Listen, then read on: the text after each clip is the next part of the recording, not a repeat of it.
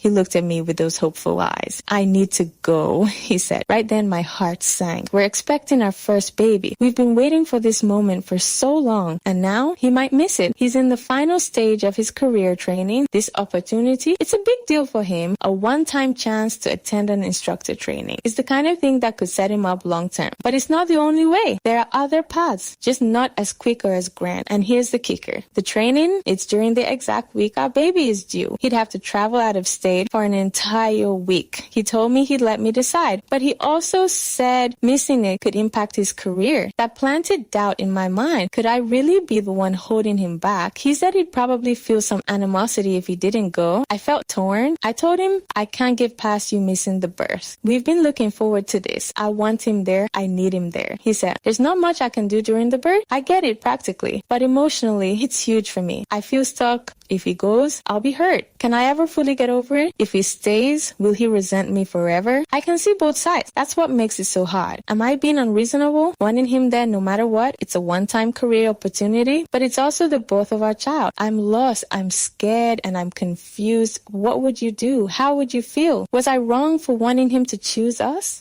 I mean, I get it. This isn't just some run-of-the-mill opportunity for him. It's a big deal. But as he stood there, waiting for my answer, I just felt this heavy weight on my chest. I wanted to scream. It's not just about the baby being born. It's about us becoming a family. It's about starting this new chapter together. But instead, I just nodded, trying to hold back the tears. I didn't want to be the one standing in the way of his dreams. Yet I couldn't shake off the feeling that this was our moment too. We sat in silence for what felt like hours. I could see he was stressed just as much as I was. The room was filled with this tension, both of us trying to navigate this impossible decision. I finally broke the silence. What if we find a middle ground? His eyes lit up, hopeful again. Like what? He asked, leaning in. Maybe we can talk to the doctor about inducing labor early, I suggested. Though my heart wasn't fully in it, the idea of forcing our little one to arrive on a schedule made me uneasy, but I was grasping at straws here. I wanted so badly for us to find a way through this without either of us having to sacrifice. He considered it, though I could tell he was reluctant. Would that even be safe? He asked, his voice filled with concern. I don't know, I admitted.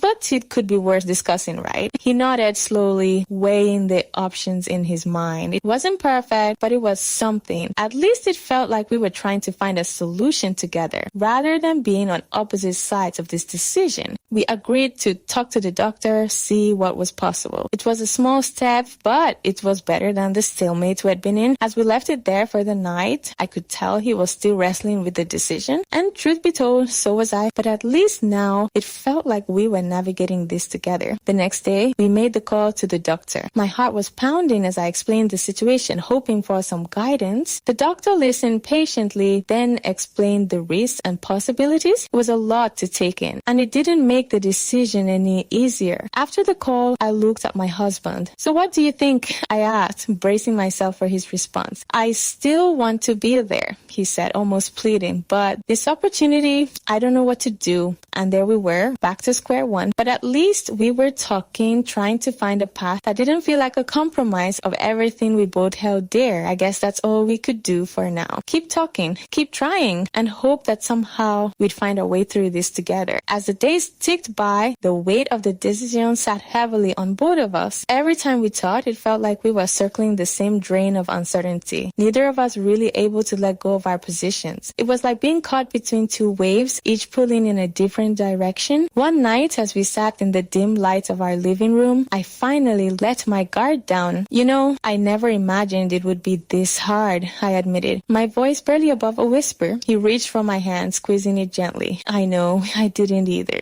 We sat in silence again, but this time it felt different, less tense, more understanding. We were both scared, both trying to navigate a future that seemed to demand we make the impossible choice. Then he said something that caught me off guard. What if I go, but stay in touch the whole time, like video calls, messages, everything? It's not the same, I know, but it's a way for me to be there even if I'm not physically there. I thought about it. The idea of him not physically being there still hurt, but maybe this was a way to bridge the gap. It's not ideal, I replied, my voice soft, but it's something, he nodded, a mix of relief and lingering doubt on his face. We could try it, and if it doesn't feel right, as we get closer, I'll come back. No questions asked. A small part of me warmed to his willingness to adjust, to be flexible for us. Okay, I said, feeling the knot in my stomach loosen a bit. Let's try it. As the decision settled between us, it felt like a weight had been lifted, even if just slightly. We weren't completely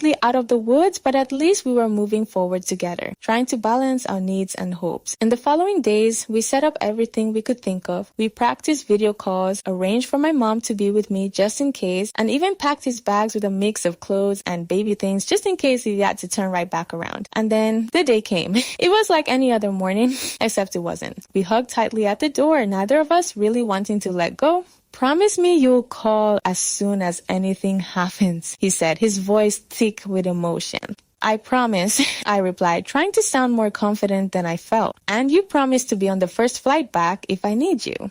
Of course, he said, kissing my forehead gently. I'll drop everything, I swear. We parted with a mix of hope and trepidation, each of us stepping into the unknown. But as he walked away, I realized something had shifted. We weren't just choosing between his career and our family. We were choosing to trust each other to make the best of whatever came our way. As I watched him leave, I couldn't help but wonder, had we done the right thing? The weeks leading up to my due date felt like a whirlwind. We were trying to balance the excitement of becoming parents with the tension of potentially missing out on a life-changing moment. Every time my phone buzzed, my heart skipped a beat, hoping it was him checking in or, worse, news that the baby was coming early. I remember one morning, just a few days before he was supposed to leave, I felt a sudden twinge of fear. What if I went into labor while he was on the plane? What if something went wrong and I needed him right there, right then? I shared my worries with him and he held me close, whispering reassurances, telling me we'd make it work no matter what. His calmness was like a bomb to my racing heart. The day finally arrived when he had to leave for the training. We both knew it was risky, and honestly, neither of us was completely at peace with it. But we'd made our decision and we were going to stick with it. As he waved goodbye from the taxi, I felt a mix of pride and sadness. We were taking a leap of faith and there was no turning back. The following days were a blur of preparation and anticipation. My mom was a rock, staying with me, helping set up the nursery, and making sure I was as comfortable as possible. We had everything planned out. Emergency contacts, the quickest route to the hospital, and a list of essentials to grab at a moment's notice. Then it happened. Late one night, I felt the first contractions. My heart pounded as I counted the minutes between them, realizing this was it. I immediately called him, my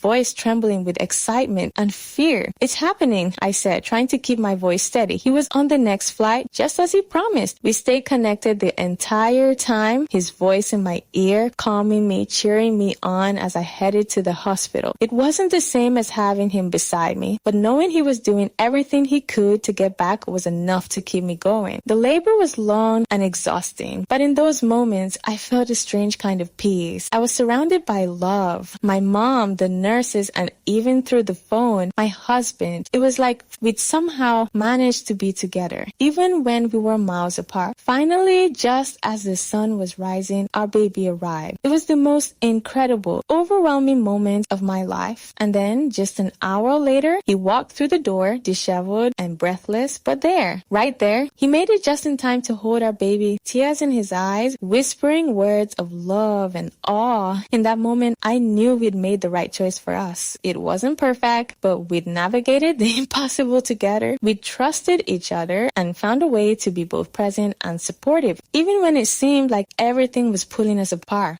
As I looked at our little family, I couldn't help but wonder, was this the balance we've been searching for all along? The weeks rolled by, and as we settled into the routine of new parenthood, the chaos of those early days almost felt like a distant memory. But every now and then, when I caught my husband looking at our baby with that mix of pride and disbelief, the intensity of what we'd been through came rushing back. There were nights when we'd sit together after putting the baby to sleep, quietly reflecting on how close we came to missing that moment. moment. He'd share snippets of his training experience, and I'd recount the hours of labor, both of us grateful for the way things had turned out. We'd laugh about the frantic calls, the hurried taxi rides, and the sheer luck of timing. But underneath it all, there was a deeper understanding between us now. We tested the limits of what we could handle, and though it had been nerve-wracking, it had also strengthened us. We learned to lean on each other in ways we hadn't before, and that trust became the foundation of our new life. The career opportunity that had seemed so urgent and all-consuming was now just one part of a much bigger picture. My husband had made significant strides professionally, and watching him thrive brought a satisfaction I hadn't expected. His decision to go had been risky, but it also meant he was now better positioned to provide for our family in the future. And yet, the real victory was in how we managed to stay connected through it all. We'd both made sacrifices, but in doing so, we gained so much more. We'd found a way to honor both his aspirations and our growing family, and that balance felt like a victory in itself. Life moved forward, filled with new challenges and milestones. We celebrated our baby's first smile, first steps, and first words, all reminders of how far we'd come. And with each new step, that question lingered in my mind, guiding us as we navigated our choices. How do we keep balancing dreams with what truly matters?